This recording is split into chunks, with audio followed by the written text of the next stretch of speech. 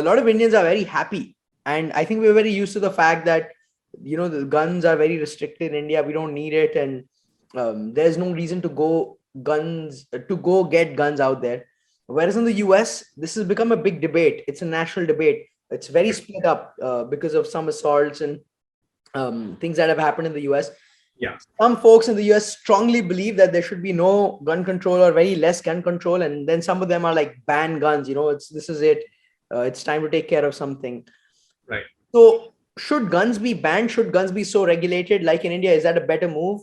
I know Australia did something similar in 1996 and they have not had mass shootings since then.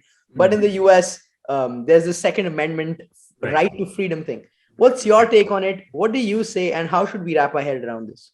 So a middle ground in some. So here's the thing: many of if my American friends were watching this, they would obviously say like, you know what, there shouldn't be any kind of gun control or restrictions. It's the right of the people to defend themselves. On the other side, my Indian friends would say we need more gun control. I hear too many stories about deaths of Sidhu Moosewala, for example.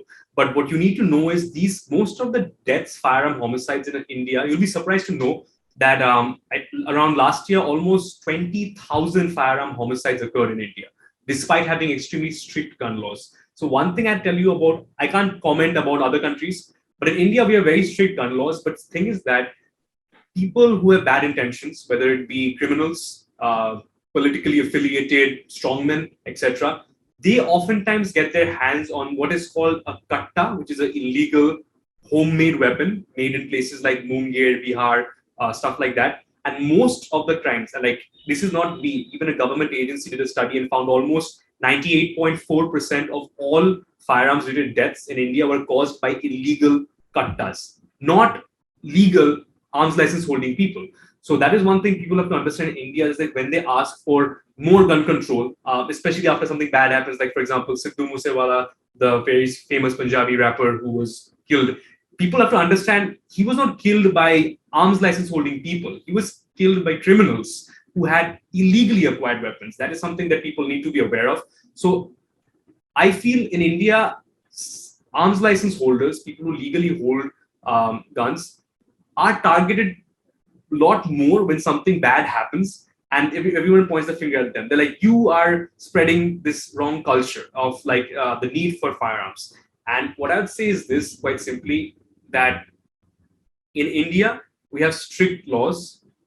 If you follow the procedure, you can get a firearms license. You have to be patient. You have to be thorough. You have to provide every single document the police asks for. You have to be willing to cooperate with legal things. For example, if they require you to make an affidavit about something, you must be willing to do that. You can get an arms license.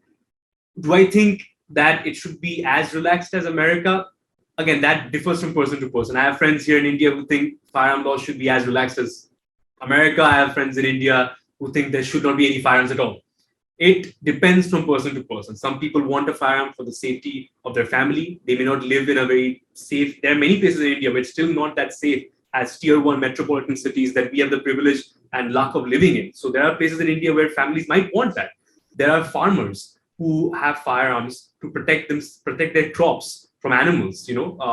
Many farmers will have a shotgun to like scare off pests.